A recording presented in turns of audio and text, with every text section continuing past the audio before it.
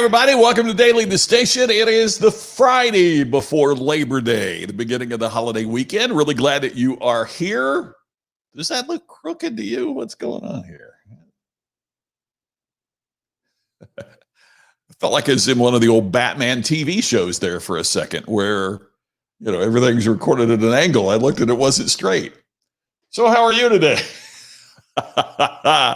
I hope your Friday is going well, and I appreciate you being here. Thanks for being a part of Daily Distinction. Janice, great to see you. Happy Friday to you. Ted, always good to see you, my friend. Glad you're here today on Friday. Thank you so much for sharing part of your opening part of Labor Day weekend. I've always thought, isn't it interesting and a bit ironic? How do we spend Labor Day? We spend Labor Day by not laboring at all.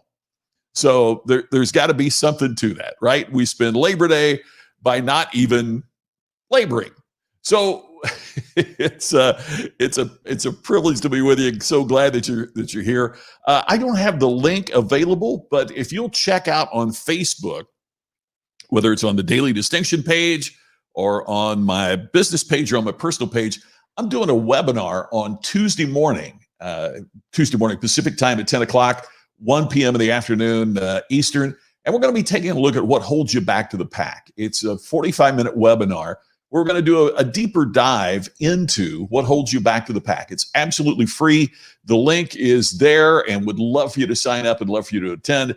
If you haven't already signed up, the webinar is Tuesday morning. I'll have the link ready for you, and I'll send that out, by the way, when we get together tomorrow, because I will be doing just a short weekend version of Daily Distinction on Saturday, Sunday, and Monday. So check that out. Look forward to that. And it's the delayed Kentucky Derby weekend. But, Pam, some of the most fun I ever had when I was working in broadcasting was at WHAS, which was kind of known in Louisville as the Derby station. And unlike the Brickyard and the Indy 500 when I was working in Indianapolis, where I was actually in the track, in Louisville, what they did is, and my extraordinary producer, Michelle Vina, and I, and my late wife, my then wife, Cheri, we got in a live truck and we would crash Derby parties in Louisville. One of the great traditions of the Kentucky Derby is that there are all these parties that go on with the Derby, and people, have unbelievable Derby parties. And we did everything. And it kind of got to be a thing there after we did it for a couple of years. It kind of got to be a thing. There was one time we were going down the road, going to one of the parties that we'd been invited to. And there were people standing on the highway with signs, Scott, stop here. And we pulled in, and they had a board set up with hobby horses. And they even had silk jackets. So you'd put the silk jacket on and you'd get on the hobby horse and they'd roll dice and you would move around. And they had this whole track set up like Churchill Downs. It was just the coolest thing in the world. Derby parties are fabulous. And I know they're doing the Derby really without fans this year because of COVID.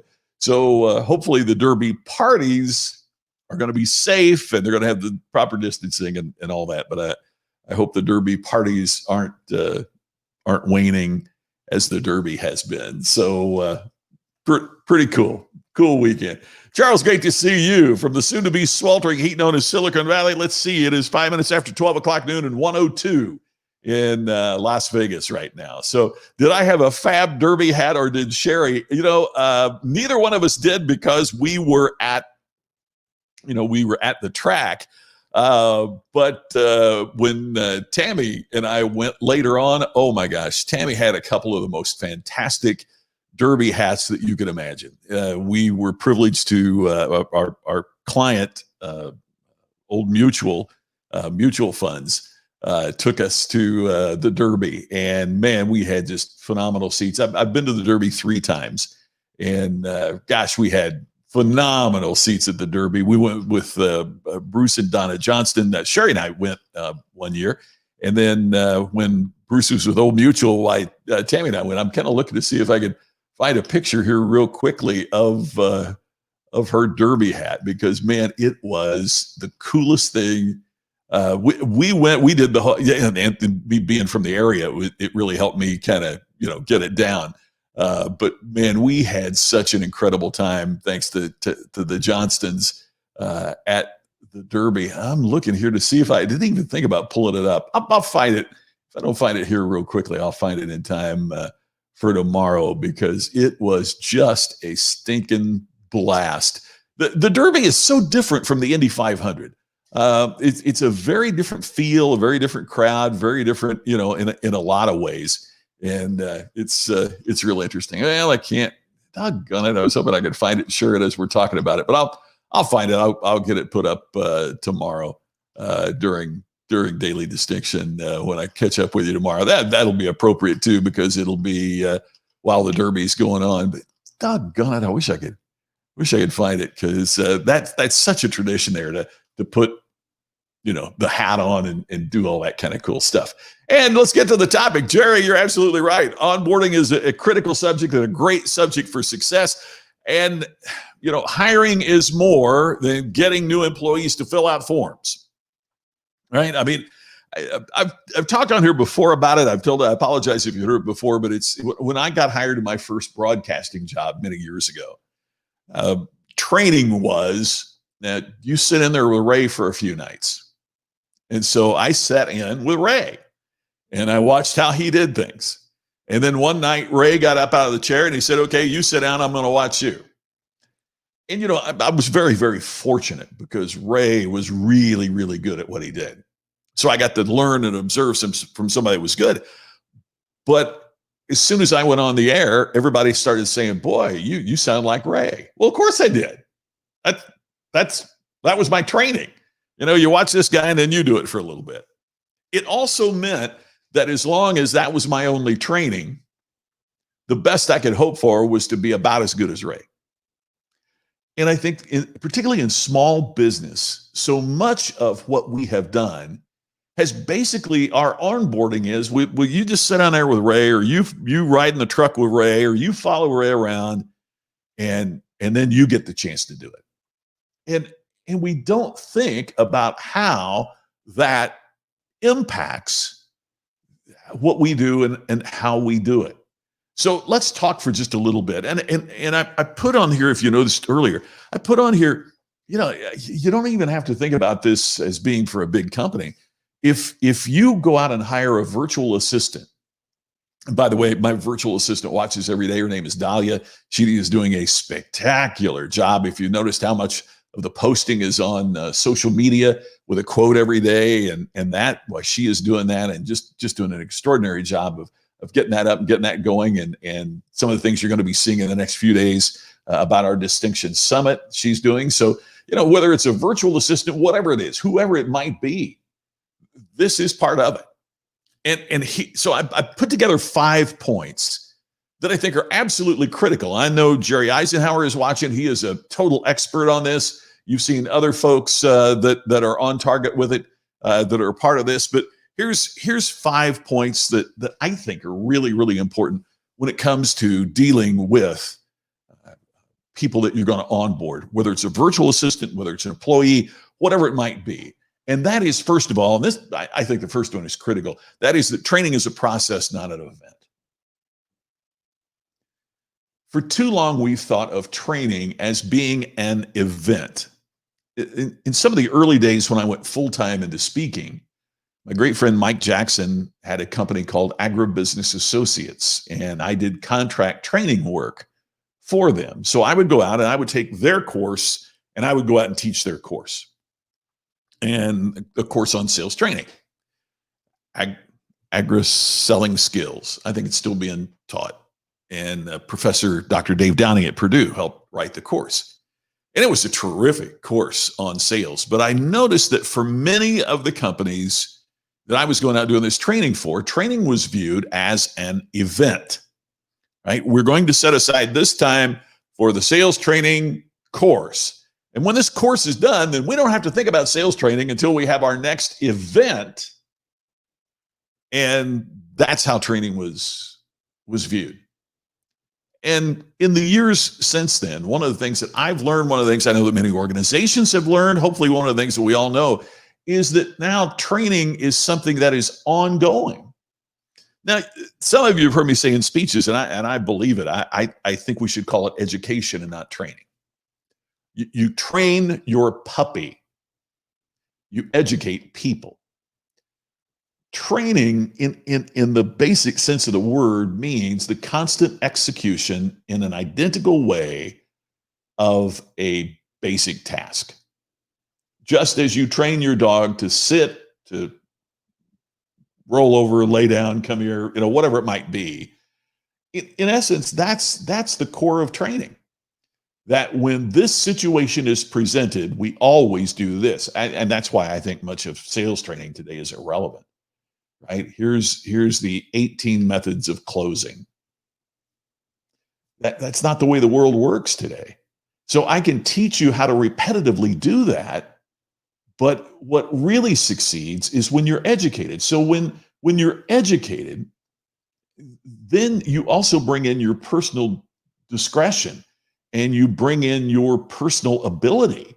And all of that comes into play in a much more dynamic and powerful and productive manner. So when we make it a process, then what we're doing is expanding education, right? We don't have a second grade event, right? Hey, bring your kids down. They're 7 years old. We're going to have a 4-day event. We call them that second grade. No, education is a process. You move your way up, but it is a process through which it's elementary and junior high and high school and your bachelor's and your master's and your doctorate. I mean, however far high you want to go with it, but it's a process. It's not a single event. So how do you view training and education? And by the way, as we look at this, it's not just how you onboard new people. How are you growing yourself? If growing yourself is about an event, that's better than nothing. I promise you, it's much better. An event is better than zero. An event where you get input from experts, an event where you get, but the really higher calling is to make it a process. To make it a process. Yeah, exactly right. It never ends, Cheryl. Exactly. And Cheri, welcome to it. That's fantastic. Diversified continuous education is so important. Yes. Exactly. Do we continue to learn? You're so right, Ted. That is what it's all about. Hey, Scott, great to see you. Pam, it's the first one. Sheri was the way that she spelled her name. So that's good. Hey, Bonnie, how are you? And oh my gosh, coming to you from Uno and down to, oh my God. Thanks for making me hungry, Bonnie. I'm working on my diet, and you're talking about Uno in downtown Chicago, which sounds so fantastic. Holy cow, that's great. Appreciate you being here. Thank you. All right, so now that we're making it like a process, what do we show during that process? And I think it's really important, and a lot of groups stay away from this, but I think we need to show both good and bad examples of the work. Do we ever show them a bad example? Few do. I think we need to show both good and bad examples of what you want them to do. This is how you do it. This is not how you do it. So, for example, if I was onboarding a receptionist, I would want her or him to hear how answering a call sounded and how people respond to it. I would also want him or her to hear what it sounds like when it's not done with enthusiasm or the right words aren't said, and the different manner in which people respond to that. So showing good examples, model this, is good. But showing bad examples, don't do this, I think is also important. Good for you. I appreciate it, Janice. That's what we need to do. We've got to show both examples. Yes, buddy. I saw through the typos. Talking with a process consultant this week, he told me that most people return to their old habits 6 months later. Bruce, exactly. Great point. Which is why education has to be a process, not an event. Because you make it an event, And they do. They go back to the old way, the comfortable way of doing it. You make it a process, and we're continually doing that. So therefore, they don't return to those bad old habits because of the constant upgrade that we are doing with them. And we show them the good and the bad examples. Now, if you think about it, even in ancient script, I don't mean this to sound religious. It's an examination of this through history. In ancient script in the Bible, which was basically a training manual of how to, for example, the New Testament, be a Christian, there's examples and warnings, right? Do what this person did is the example. Don't do what this person did is the warning. So even in ancient times, as they were conveying what they believed to be critical messages, they used this approach. We're going to show you good examples of what you should do. We're going to show you bad examples. And by the way, also suggest to you what the consequences are if you follow the wrong approach. Here's the next thing I want to ask you. And I've been doing some reading about this here in the last few days. And this is something that really struck me. And it's a question that Cheri's a part of it, and some other folks are a part of it. It's the consulting and coaching work that I'm doing. It's a question I'm going to ask you folks in the future. So I'm giving you a tip off here because this really struck me. Here's the question: who fails your training? Seriously, I mean, who washes out? You go through this incredible process to become a Navy SEAL, right? Just to get accepted into the training to become a Navy SEAL. Do 100% of the people that get in there become Navy SEALs? No, of course not. We know that. I was talking with my buddy Larry Wingett a little bit earlier today, and we were joking about that line from An Officer and a Gentleman, where Lou Gossett Jr., the drill sergeant's kicking out Richard Gere, and Richard Gere just overwhelmed with emotion. And the first time we've really seen big emotion from him, says, "I've got nowhere else to go." Right? He'd washed out. He'd kicked out of the training. Who fails your training? Who are the people who wash out of your training? Ernest, thank you for sharing this. I appreciate it. Because, and this leads us to point number 3, if everyone succeeds, you don't have training, you have a ritual. If everyone succeeds as they go through this onboarding process, then the onboarding process is not training. It's just a ritual. It's just something that everybody is going to do. It's a rite of passage. It's like joining a fraternity or a sorority and you go through initiation. If everyone makes it, it can't be education. If no one fails, then it's really impossible for one to feel good about succeeding. That's kind of challenging, isn't it? I mean, I think we tend to go away from this because we don't want to admit we made a mistake in hiring. If you hire somebody and you put them through this and they fail your training, we have a tendency to want to blame our training. There must be something wrong with our training. Because we're smart people. We wouldn't hire the wrong person, would we? Yeah, we do. So if everyone succeeds at your training, it's not training, it's a ritual. It should weed some people out. It should weed some people out. And by the way, here in Vegas, the story is told about Zappos, and you have to go through this incredible process to get hired by Zappos. And then once you get hired, then they come to you and they say, "We'll give you," and I've heard varying, maybe somebody knows what the amount is. I heard it's like $5,000. Some cases I've heard it's $10,000. "We'll pay you that to quit right now." After they've gone through all this onboarding. Why do they do that? Because if you'll take the 10 grand and walk away, how committed are you? And if you're that kind of person that would pocket that money and bail, you're also probably the kind of person that isn't going to be totally committed to being a productive part of the organization. They want to weed people out in the onboarding process.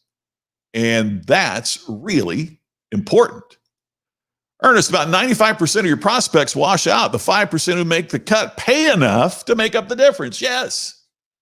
If you take every customer, then you're either not charging enough or you don't have standards high enough. I mean, if you take everybody, you're appealing to nobody. But yet we see so many who do. I was on, and there's part of our challenge, I think, in the real world that we get into. Part of the challenge that we get into in the real world is this: what gets us to a certain point is not going to be what it takes to get us to where we want to be. So let's say you're a financial advisor or you're an accountant. How do you start your business? Man, you start it when anybody can fog a mirror, right? I mean, you'll take anybody to be your client. It doesn't matter who. Anybody to be your client is good. Is that going to make you one of the best? Is that going to make you one of the most profitable? No. Because to charge higher for what you do, you can't be dealing with anybody and everybody that walks in the door. So to use the Marshall Goldsmith line, what got you here won't get you there. What got you here. But it's not going to get you there. So starting your business, you can't be distinctive from the opening day. Distinction is something that you develop and that you acquire through the choices that you make and the positioning that you establish and the things that you do. That's what we're talking about at the Distinction Summit. But there's a problem, there's a dichotomy. And to Ernest's point, I see too many people that are trying to run an advanced business on a beginner's strategy. Can I say that again? They're trying to run an advanced business on a beginner's strategy. If you're a beginner, you need a beginning strategy. If you're a little bit farther down the road and you're still using that same strategy, all you're doing is working harder on the old plan. All you're doing is working harder on the wrong plan. And Cheri, I think you're right to a degree, but even Walmart doesn't sell everything. Try to buy a tuxedo at Walmart. Try to buy cufflinks at Walmart. I got a story about that, right? I mean, even they don't sell everything to everybody. Now, a lot more than what most of us do. But if you're everything to everybody, then what are you? Here's another one that's a little controversial that I'm going to share. And that is, have salespeople teach selling. And have administrators teach administration, and in other words, I think that educating the team should be part of every professional's job. Too often we have abdicated this training, this education, solely to the training department. And so the training department becomes responsible for the onboarding of people, whether they're in sales or in accounting or in customer service or in payroll or in administration. They're supposed to teach everybody. And therefore there is, first of all, a lack of this in the weeds, just real world connectivity with what they're going to be doing immediately. Because training can't be up on what's going immediately on in sales calls. They're too busy doing training. Now, I'm not saying that you eliminate the training department. That's not what I'm saying at all.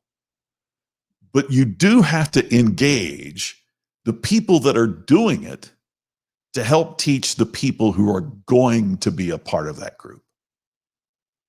Do you use outside experts? Of course. Bring in as many different ways of thinking as you can. Let them bring in great examples from other companies, right?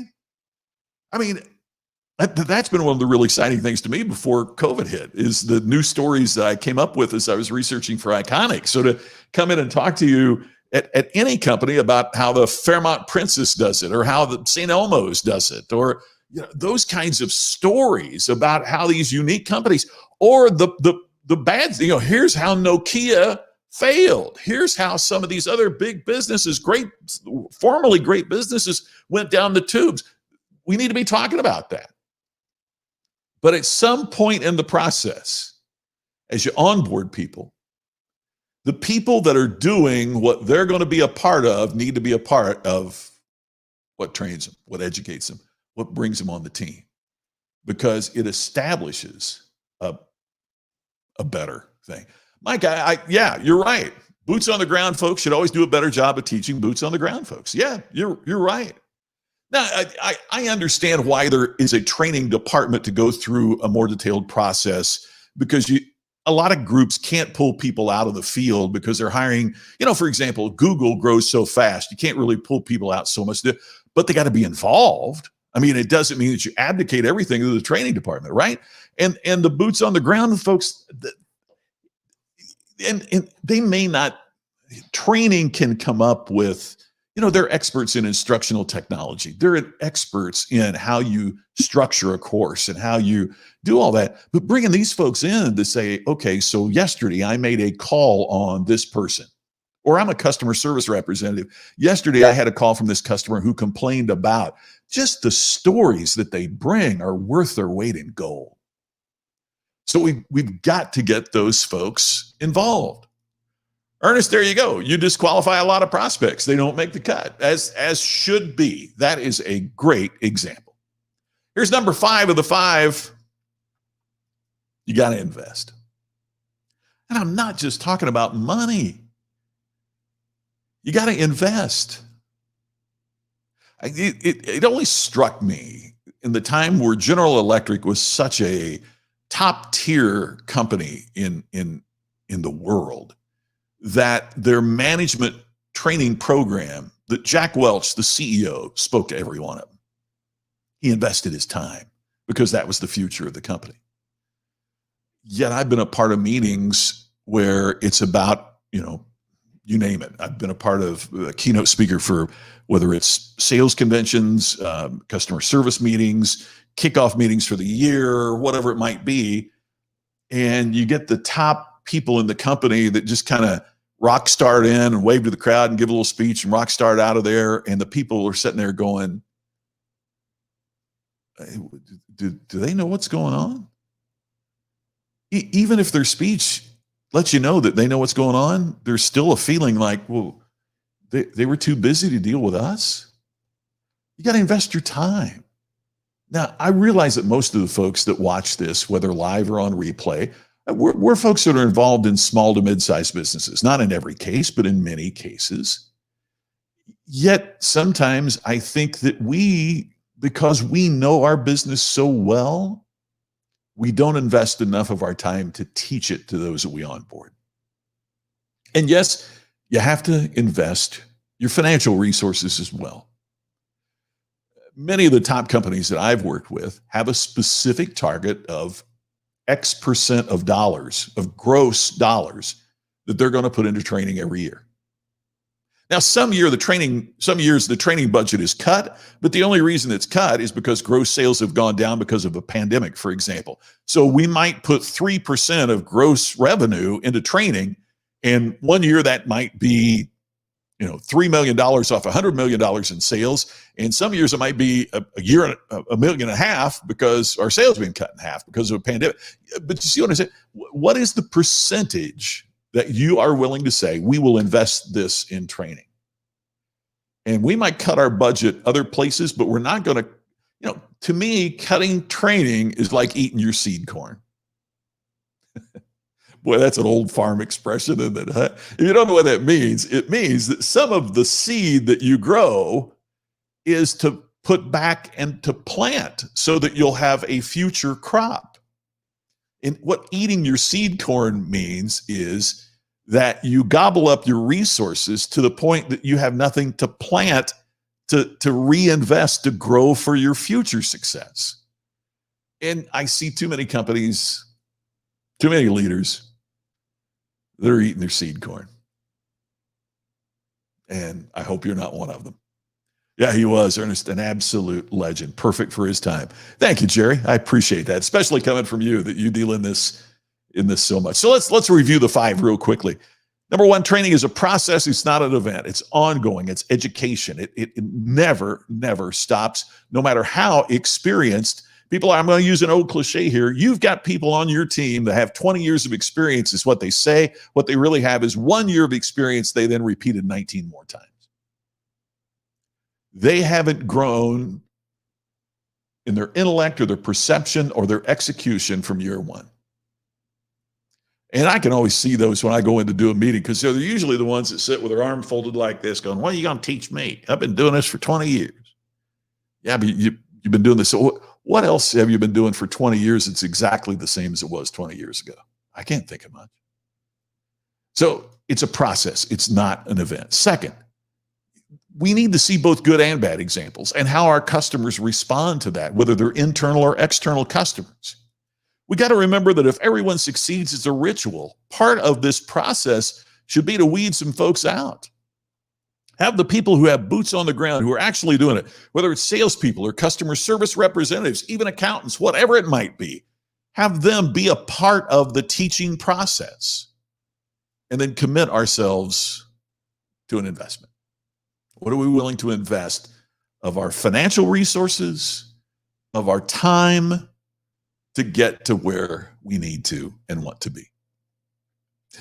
I'd love for you to invest some time in the Distinction Summit. I'll remind you of this before we finish up for the day. The Distinction Summit, Stand Out, Earn More.